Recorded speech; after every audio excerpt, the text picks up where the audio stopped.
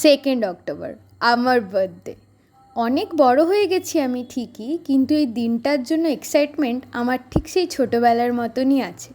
আজও আমি এই দিনটার জন্য অপেক্ষা করি, দিন গুনি।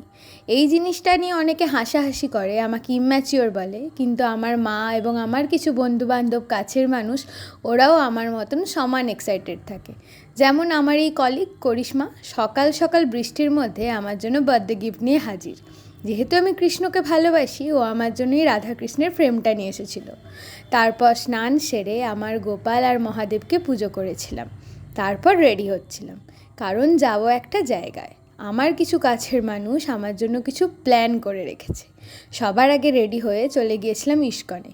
বাড়ি তো যেতে পারিনি, তাই জগন্নাথের কাছে আশীর্বাদ নিতে গেছিলাম, যাতে উনি আমাকে এবং আমার আশেপাশের সবাইকে খুব ভালো রাখেন।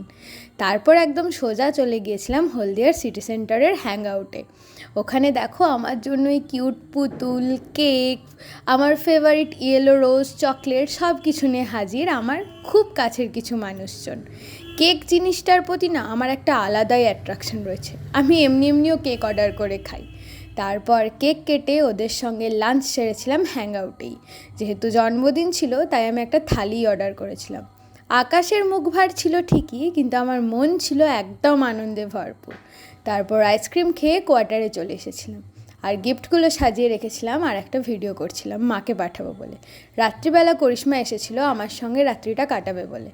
দুজনে মিলে কেএফসির চিকেন আর তার সঙ্গে আমার ফেভারিট মুভি সেইয়ারা দেখে দেখেই দিনটা শেষ করেছিলাম। আমার বার্থডেটা আমার দারুণ কেটেছিল। আর আজকের মতন আমার ছোট্ট ব্লগটা এতটাই। ভালো লাগলে একটা লাইক করে দিও।